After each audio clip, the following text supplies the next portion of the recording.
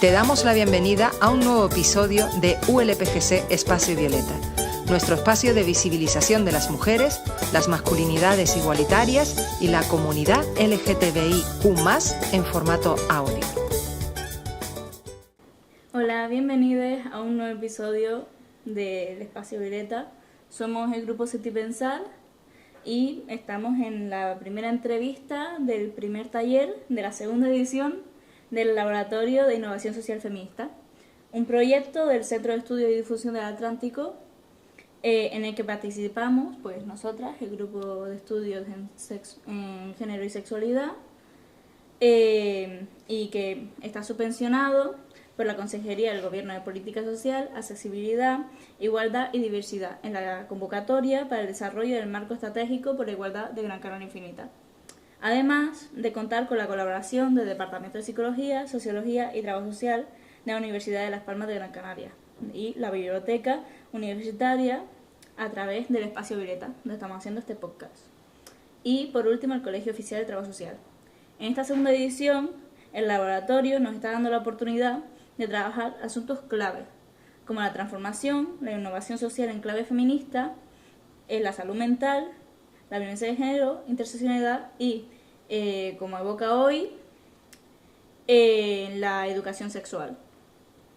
Bueno, en el episodio de hoy nos acompaña Isa Duque, conocida en redes sociales como la Psicowoman. Isa es psicóloga, sexóloga, terapeuta sistemática familiar y cuenta con varias formaciones en género, terapias corporales y herramientas educativas. Desde 2006 combina la práctica clínica con la impartición de formaciones sobre coeducación, educación sexual integral, vínculos amorosos, buen uso de las redes sociales y bienestar emocional, etc. En 2015 da el salto al entorno virtual, creando el canal de YouTube Psicowoman. Este canal ha sido premiado en varias ocasiones y le ha permitido, junto a contenido en formato vídeo, abordar las dudas más habituales. Es autora de diversos materiales educativos, como los libros que tenemos aquí, que son de ella, que son Acercarse a la generación Z, que sería ese, y Sexualidades, que se trata de una guía inclusiva sobre sexo, placer, diversidad y consentimiento. Además tiene otro que es Acompañando a las nuevas generaciones en la era de las pantallas. Bueno, pues estamos muy felices de tenerte aquí y queríamos darte la bienvenida. Muchas gracias. Es un placer estar con el grupo Sentipensar, muy en la línea de lo que yo siempre intento como transmitir, y además en este espacio tan chachi, ¿no? Que estábamos justo hablando de qué pasada que aquí en Gran Canaria exista una biblioteca con todas estas posibilidades. Ayer estuvimos en un espacio, ahora estamos en otro, y bueno, yo que soy amante de las bibliotecas estoy así como flipando, ¿no? Así que es un gusto. La verdad que tenemos una gran oportunidad con este espacio. Bueno, vamos a comenzar con las preguntas y la primera sería, cuando hablamos sobre educación sexual integral, ¿qué aspectos abarcamos? Digamos que la educación sexual clásica, un poco en lo que se centraba era en una parte muy biomédica, de genitales, de prevención de infecciones de transmisión sexual, de prevención de embarazos no planificados, y un poco la ESI, que sería la abreviatura de Educación Sexual Integral, lo que hace es como dar un paso más allá y decir, oye, mira, que es que entre otras cosas la sexualidad no tiene que ver solo con lo biológico, tampoco solo con la vivencia individualizada de cada persona, sino también con un contexto social, cultural, bueno, pues con lo que está pasando a nivel de políticas sociales, a nivel de, ¿no? Entonces digamos que la ESI, cuando no a veces es como, ¿qué abarca un programa de la ESI? Pues es que la verdad que abarca todo lo que nos atraviesa a todas las personas, ¿no? Porque una de las áreas puede ir en la línea de la autonomía corporal, el autoconocimiento, el respeto del propio cuerpo y de los cuerpos de las otras personas. Otra área tendría que ver con los derechos sexuales y los derechos reproductivos, que forman parte de los derechos humanos.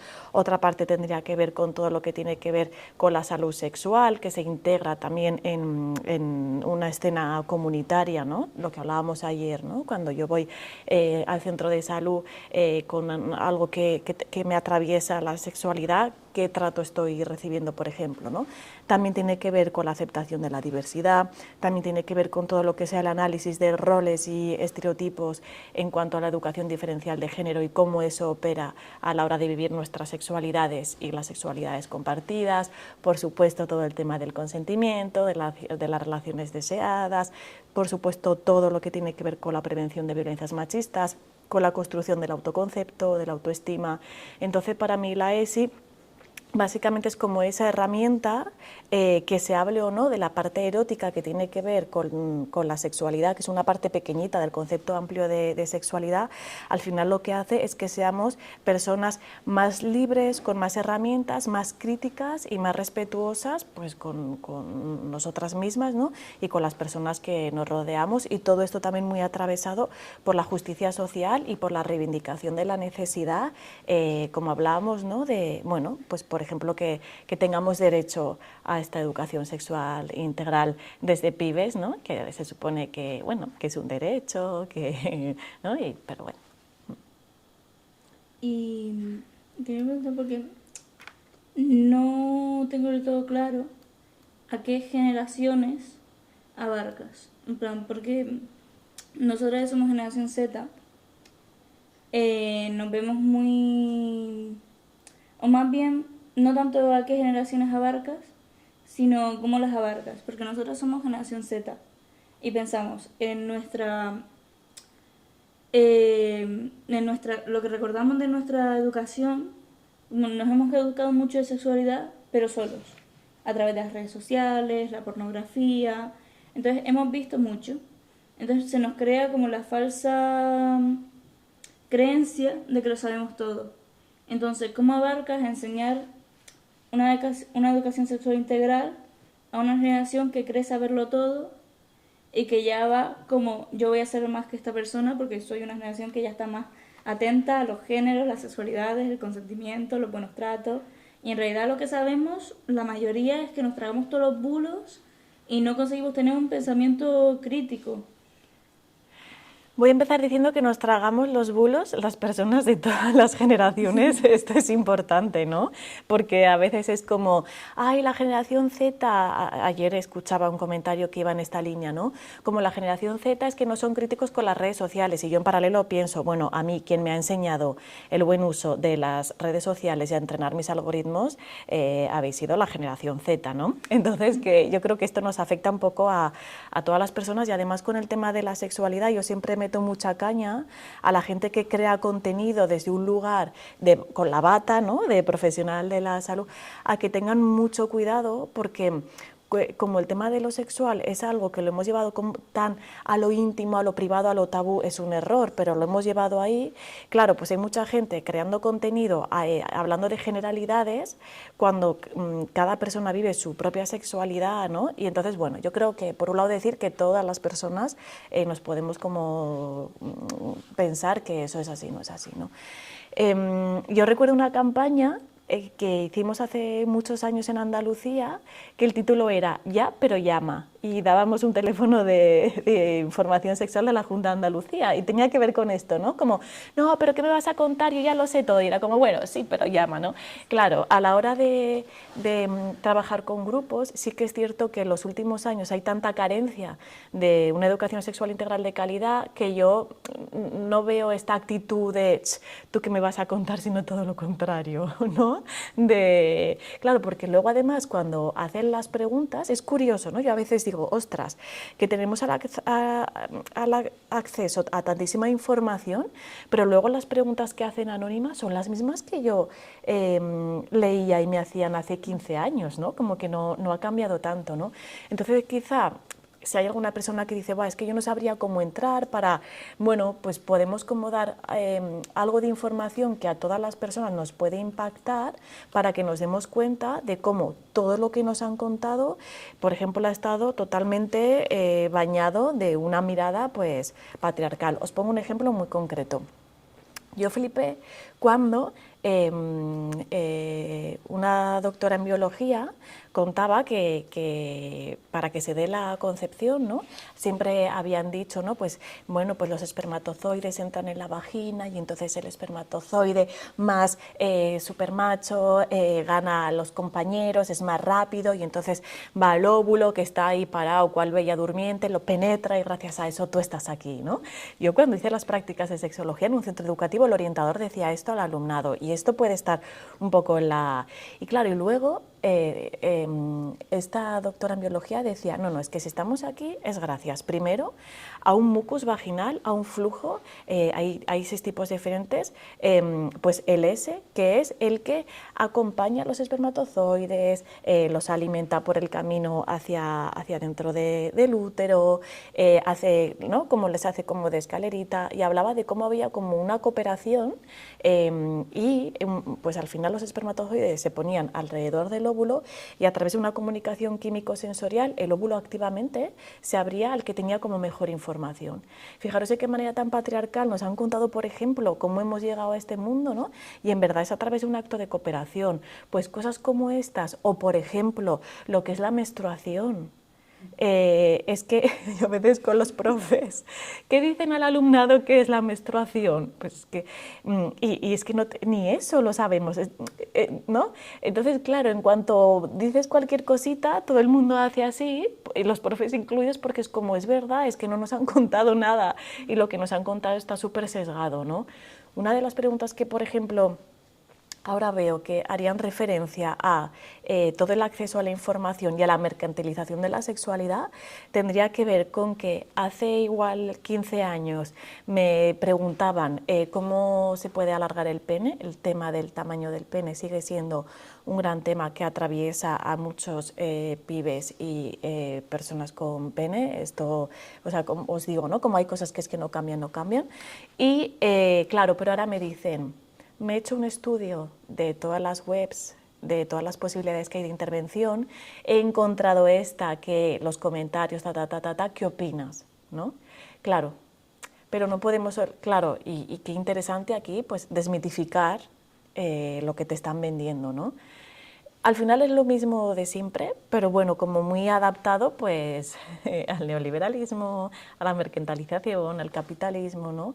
Pero yo creo que eso, que si hablamos de hacer ESI con pibes, ¿no?, que fácilmente puedes como conectar desde tus propias vulnerabilidades y las del grupo, que es que por mucho que una persona te pueda decir de aquí, de cualquier edad, te pueda reproducir de aquí, pues yo qué sé, cuáles son los derechos sexuales y derechos reproductivos, en las entrañas, por toda la carga que hemos tenido de la mierda de educación sexual en general que hemos tenido, estamos fatal, estamos regulinchi, ¿no? Tienes toda la razón. ¿Cuáles dirías que son los mayores retos a los que nos enfrentamos a la hora de educar integralmente los jóvenes con la generación Z? Pues yo creo que si pienso en pibes adolescentes, ¿no?, para que reciban una ESI, la resistencia adulta, yo lo tengo claro, ¿no? Y, hace años hacíamos muchos más formaciones de ESI y desde que la educación sexual se politizó, lo empezaron a utilizar como una herramienta política, que empezaron a tirarse unos grupos, unos partidos políticos a otros, y siempre las personas más perjudicadas es el piberío, ¿no? Entonces yo creo que eso es la mayor dificultad, y también veo que hay mucho miedo en los centros educativos, que tiene que ver con todo este contexto, ¿no? Y con, bueno, pues con miedo a ver la familia, qué va a pensar, qué va a decir. Entonces creo que estamos en un momento complejo. A mí me sirve mucho, ¿no?, esta frase de Bad Bunny de "Baby, la vida es un ciclo", ¿no?, para pensar que esto va a ser temporal, o como decíamos ayer, ¿no?, como después de, a ver, lo voy a decir, no hay calima que dure para siempre, ya vendrán los alisios, ¿no?, como para pensar que, bueno, que esto pasará, y también que estamos en un momento en el que, mientras esto está pasando, cada vez veo a más personas que tienen súper claro la necesidad de una educación sexual integral. Entonces esto está conviviendo, a ver en qué se transforma, Y bueno, y mientras tanto, pues buscar otras maneras, ¿no?, de poder acceder a una ESI, porque todo el rato hacemos educación sexual integral, estemos haciendo específicamente un taller o no, ¿no? Entonces, bueno, primero que nada, aclarar que el día se está grabando este podcast a 1 de octubre, entonces ayer fue el taller que dio Isa Duque en este espacio, en la biblioteca. Como está demorando tanto el taller de ayer, digo, voy a explicarlo. Claro, sí. Pues si no, van a decir qué pasó ayer, ¿sabes? Porque esto quizás se transmite dentro de 2 semanas. Entonces, eso, ayer dio el taller, del cual ahora es el podcast. Y quería ir un poco a lo que fuiste, de que se abarca por todo, en plan que la educación sexual integral abarca por todos los medios, no solo los talleres. Entonces, hay que cambiar el formato educativo entero. Ojalá. ¿Sabes? Que es una... ¿Sabes? Que a la hora de implementar... Para implementar una educación sexual integral correcta e íntegra sería cambiar prácticamente... Pero es que no sería ya ni cambiar el sistema educativo entero, sino ya meternos en una ideología y en un pasado de tal de los profesores. ¿Sabes? Como abarca muchísimo. ¿Y crees que sea posible ahora, hoy en día, o es algo más un proyecto a futuro, llegar a una educación sexual integral plena, como por ejemplo de la generación Alfa, ¿no? beta me refería, la siguiente? Vale, la que nace a partir de La que están 2024, ¿no? A ver, si nos ponemos a dinamitar el sistema educativo, yo ya dinamitaría todo, ¿no? Ya que estamos, Sí, claro, porque cero. sí, ¿no? Ayer hablábamos también de cómo el sistema está reventando. Y igual la generación Z son las que están somatizando o estáis somatizando esos malestares a nivel de tasas de salud mental, ¿no?, de bienestar emocional, todo lo que ahí está pasando, ¿no? Pero claro, por ejemplo, si hablo de que el sistema igual hay que dinamitarlo en general o hay que ver cómo transformarlo, para mí también tiene que ver con la educación sexual, ¿no?, porque el sistema está yendo totalmente en contra del apego. Y para mí el apego, que es pues el tipo de protección, sensación de seguridad, ¿no?, el poder tener referentes presentes, es algo que nos está propiciando en el modelo que estamos actualmente, y eso es educación sexual, ¿no? De hecho, desde cuando empezamos a hacer educación sexual o desde cuando empezamos a recibirla, desde que estamos en la barriga. A mí hay un dato, yo vengo mucho del trauma, de la Asociación Española de Trauma, y hay estudios que hablan que desde el 4.º mes que estamos en el útero, ya todo lo que pasa alrededor nos va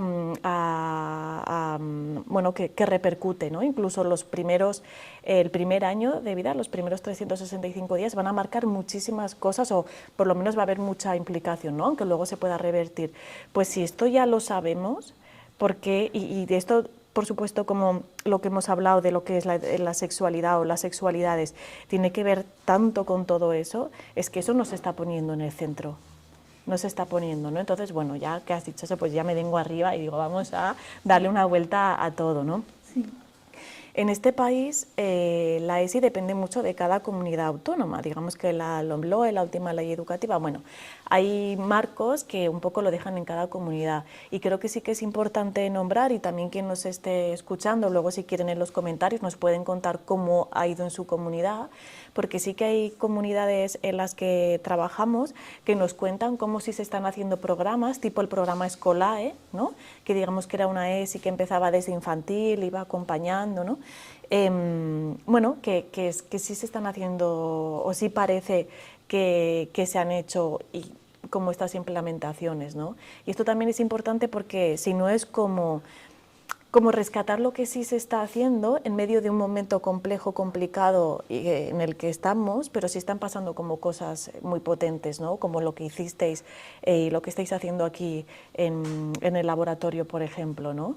Entonces, bueno, porque si no es como nos ponemos distópicas, ¿no?, catastrofistas, y es como, no, que ya están pasando cosas muy chachis, y yo sí que confío que, bueno, digamos, como esto es que va a caer por su propio peso, ¿no?, como que va a haber un momento.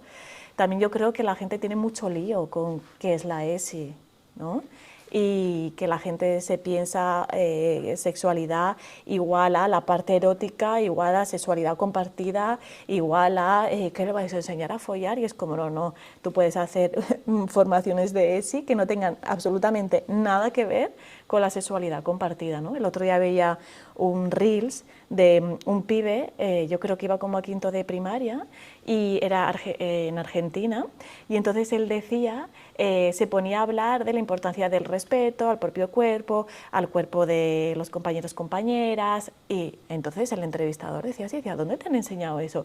Decía, no, en las charlas de ESI, todas las semanas tenía una asignatura que era de ESI, ¿no?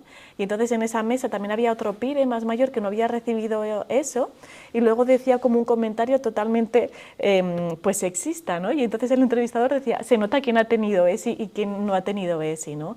Pues hablar del respeto al propio cuerpo, hablar del consentimiento, de la autonomía corporal, son cosas que no tienen nada que ver con la parte erótica, tienen mucho que ver con la educación sexual y ahí habría que trabajarlo pues desde que tenemos 0 años, ¿no? Bueno, ahora pues queríamos hacerte otras preguntas. ¿Cómo crees que podemos hablar con los jóvenes para fomentar que tengan un pensamiento crítico frente a los tabúes, los discursos que hay a día de hoy, los estereotipos que rodean el sexo y la sexualidad? Además de otros temas como por ejemplo la pornografía que refuerza todo este tipo de ideas. Yo creo que primero tú como referente, ¿no? Aplicándolo, porque claro, somos modelos, ¿no? Y ya solo por cómo vamos a pensar en un agente educativo que está con un grupo de pibes, ¿no? Pues por cómo habla, cómo se mueve, cómo se relaciona con su cuerpo, con el alumnado, con los chicos, con las chicas, con el alumnado no binario, cómo crea el espacio. Ahí tú ya estás haciendo o mucho de crítico o mucho de totalmente acrítico, cero cuidados. Entonces para mí eso sería como lo primero, como incorporándolo. Y incorporarlo es un trabajo cotidiano, o sea, llega un momento que empiezas a ponerte, es como las lentes de género, ¿no? Las gafas moradas, que dices, no, bueno, qué exagerada, si ya hay igualdad. Te pones las gafas moradas y dices, madre mía, ¿no? Cuánto sexismo, cuánto machismo se sigue reproduciendo. Y luego te las pones para mirar hacia ti y dices, ostras, cuánto patriarcado sigo teniendo dentro de mí, y empiezas como a desmontar, a deshacer, y te dura toda la vida, ¿no? Pues yo creo que eso, con todos los aspectos que tenemos que trabajar para ser docentes críticas, eso sería lo primero, y hablo de las gafas que hablábamos ayer, adultocéntricas, las gafas clasistas, las racistas, las gordófobas, las cibersófobas, las cuerdistas, en fin. Y esto es obligatorio, ¿no? Yo a la gente que es como obligatorio, ¿no? Tienes un gran poder y entonces tu gran responsabilidad es revisarte muchísimo. Y luego creando espacios donde el piberío, la chavalería, puedan como hacerse preguntas. A mí me gusta mucho como el generar preguntas que poco a poco vas tirando como de un hilillo y vas diciendo, ostras, ostras, ostras, y todo esto hacerlo en grupo y comunitario, no desde este lugar de yo me pongo aquí y yo sé más que tú, porque antes hablábamos un poco de esto, ¿no? No tiene sentido con las nuevas generaciones. Yo recuerdo cuando por primera vez en un taller, hace 10 años, me preguntaron la diferencia entre el squeeze y el arrobamiento, lo cuento en el libro, y yo dije, no tengo ni idea. Y por ejemplo, muchas de las cosas que yo sé sobre los diferentes tipos de atracciones me lo han enseñado la generación Z, ¿no? Entonces, colocando un lugar mucho más honesto, humilde y simplemente siendo pues las personas encargadas de crear un espacio seguro para que nos podamos hacer preguntas e ir más allá, la magia se da sola. La magia se da sola porque dentro de los grupos igual hay personas que nunca le han dado vueltas, por ejemplo, al tema de la atracción sexual o la sexualidad o la atracción romántica, pero en ese mismo grupo hay gente que sí. Y si tú creas un espacio para que estas personas hablen, compartan y hablen desde las entrañas, ¿no? Yo cuando sale este tema siempre digo, si hay alguna persona que quiera hablar desde lo personal, claro, eso va a servir muchísimo más que cualquier cosa que pueda yo decir desde este lugar, ¿no? Entonces, bueno, quitándonos ese narcisismo adulto que hemos interiorizado de que yo por tener más edad sé más que tú, porque, ¿no? Y yendo a lo verdaderamente importante, ¿no? A animar bueno, pues a preguntarnos, a deshacernos, a construir, sabiendo además que la gente más joven tenéis mucha más plasticidad cerebral. A mí eso me encanta, ¿no? Me dicen, ¿por qué te gusta tanto trabajar con adolescentes? Digo, mira, porque me lo paso bien, porque aprendo un montón y porque también veo como esa capacidad de, igual, yo que sé, hay un pibe, imaginaros, ¿no? Que te dice como una burrada y tú haces, ¿no? Y luego empiezas a hablar y digo, ostras, es verdad, maestra. Y luego me escriben por Instagram, es verdad lo que decías, ¿eh? Y yo creo que la gente de más edad ya nos ponemos como más, con más rigidez, ¿no? Sí. Entonces, viéndoles también todo ese potencial que ya tienen y rescatándolo, ¿no? No viéndolos como personas acríticas, porque además yo pienso que no lo son, ¿no? Y yendo también como más allá de los roles, es decir, hay alumnado que en un grupo tiene un rol y yo veo a pibes a veces en el aula que digo, ojo, es que yo creo que desde que iba primero de infantil tiene el rol de graciosillo, qué duro también, ¿no? Entonces, cuando tú mires al pibe que tiene el rol de graciosillo, sin juzgarlo, dice otra cosa que no va desde ahí y tú esto lo pones en valor, ¿no? Como, bueno, pues trabajándonos nuestra mirada como personas que acompañamos a gente de menos edad al final. Pues me ha gustado mucho, lo que has dicho de dejar a los jóvenes hablar, porque un poco, sí, con esto de querer enseñar una educación sexual integral, se nos olvida pues un poco también arreglar lo que dije antes, a veces los jóvenes saben mucho. Claro. O sea, en plan, saben incluso más de lo que tú vas a dar en la charla. O sea, en plan, me pasaba que en el instituto venían a dar una charla y era un punto de me faltan cosas, te has quedado como muy en la base y claro, y después te pregunto más allá y no sabes qué contestarme. O sea, y arreglando un poco con eso y ya finalizando la entrevista, ayer en el taller, pues al final se nos quedó muy corto. Mucho, yo esta noche ahí diciendo, Sí. No dio tiempo a... Que se quedan con muchos temas abiertos y pues ofrecimos pues que si querían que después aquí hablásemos de algo, pues que nos lo dijesen. Y ahí en la charla pues nos comentaron que hubo como un tema muy interesante que no se pudo, que fue como, pasamos como de puntillas. Y fue el tema de, que tenemos muy arraigado esto de los jóvenes, de que hoy en día los jóvenes pues tienen una idea del sexo que quizás viene de las películas, de todo lo que hemos mamado en la infancia, que va muy arraigado de cómo tiene que ser el sexo correcto. Y sobre todo, pues, dentro de como, no sé si esta será la palabra correcta, pero como un orgasmocentrismo. De al mínimo toque ya llegas al orgasmo. Y más adelante, y si no llegas al orgasmo, has fracasado como actividad sexual. O si, en el caso de los hombres, si llegas demasiado rápido, has fracasado. O sea, está como este miedo al fracaso y no se ha permitido como lo que tú dijiste en el taller, como que se ha negado la ternura en el acto sexual. Y quería como que un poco atraer eso dentro del podcast y que lo explicase un poquito aquí. Me pareció muy interesante y pues como que se quedó, como que pasó muy de puntillas. Vale, a ver cómo podemos hablar de esto así sin enrollarme muchísimo. La gente joven y la gente no joven hemos recibido un guión sociosexual que ayer analizábamos, ¿no? Que siempre ha sido el mismo, que básicamente es, pues hablo de una peli romántica, ¿no? No hace falta que nos vayamos al porno mainstream, ya en las películas románticas se ve un guión como muy concreto, además de todos los mitos del amor romántico que te meten, que es que la sexualidad es igual a pareja joven, él ha tenido todas las experiencias sexuales que ha tenido, ella no. Esto sigue pasando y es muy fuerte, ¿no? Que es como, ostras, que ya estamos en 2025.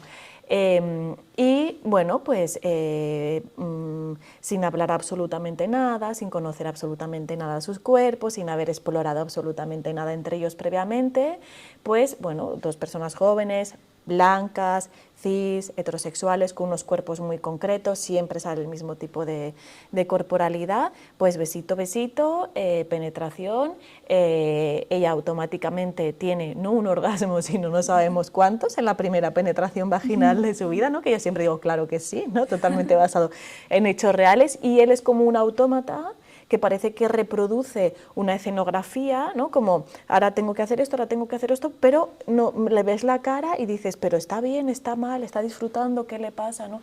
Y de alguna manera hablábamos cómo esto al final es muy, problematiza mucho, porque te está diciendo, porque ya como en todas las películas, ¿no?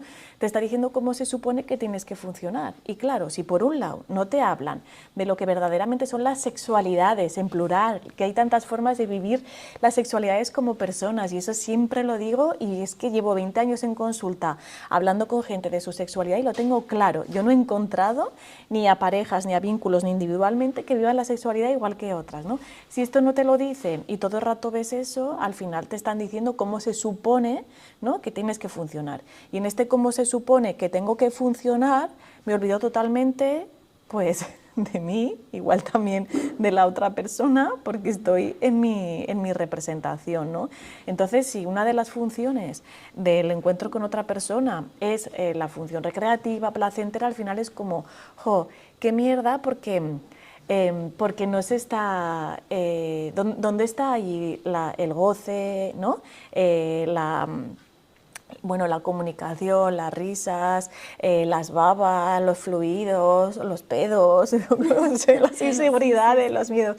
Entonces siempre cuando hago los talleres siempre digo que haya o no más o menos sentimiento amoroso, que emociones siempre se mueven, y se mueven también muchas cosas de las entrañas, porque estás como compartiendo algo que tiene que ver mucho con la intimidad y tu cuerpo y, ¿no?, y la desnudez con otra persona, y que por mucho que parezca que la otra persona está así tal, también se le mueven cosas aunque las esté negando, y que todo nuestro piel, células, huesos, en el encuentro, en los encuentros, pues que están llenas de miedos, de expectación, de roles, y que aceptar esto y desde ahí quizá poder como ser más honestas con nosotras mismas y honestos con la otra persona que tenemos delante, y poner los cocuidados en el centro, pues que sería como importante, ¿no? Pero claro, que para poder poner la ternura, que se puede perfectamente poner ternura,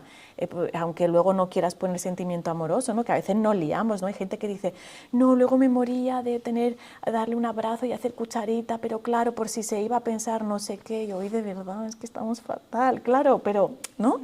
¿No? Bueno, pues qué importante meter la ternura en el centro, ya sea por un ratito o el tiempo que sea, ¿no? Y también decía como que la ternura es como lo más esencial que tenemos las personas desde que somos bebés, desde que nacemos, ¿no? Y nunca suele salir eso, ¿no?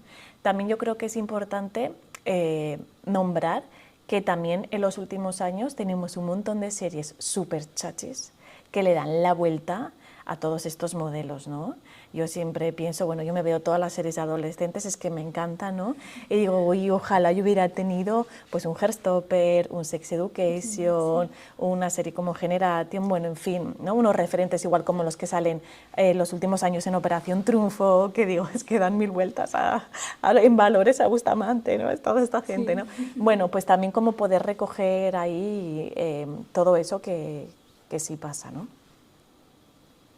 Y pues agradecerte, sobre todo, porque ya nos han avisado de que tenemos que ir finiquitando, y agradecerte, porque de verdad que para mí fue y es un placer poder hablar de esto. El taller de ayer me pareció impresionante, y de verdad que agradezco mucho, porque creo que es súper importante hablar de estas cosas. Totalmente. Igual podemos cerrar con esta frase que dijeron ayer de que la ESI salva vidas, ¿no? Sí. Sí. Totalmente. Y agradecer también a la biblioteca y al Espacio Violeta, porque permiten pues que se den estas entrevistas, y Eso, muchísimas gracias. Nosotros somos Sentipensar. Nos pueden encontrar muchos más podcasts como este en el Espacio Violeta, en Spotify y en YouTube. Y a nosotros nos pueden encontrar en el Instagram grupo /Sentipensar. Muchas gracias. Muchas gracias.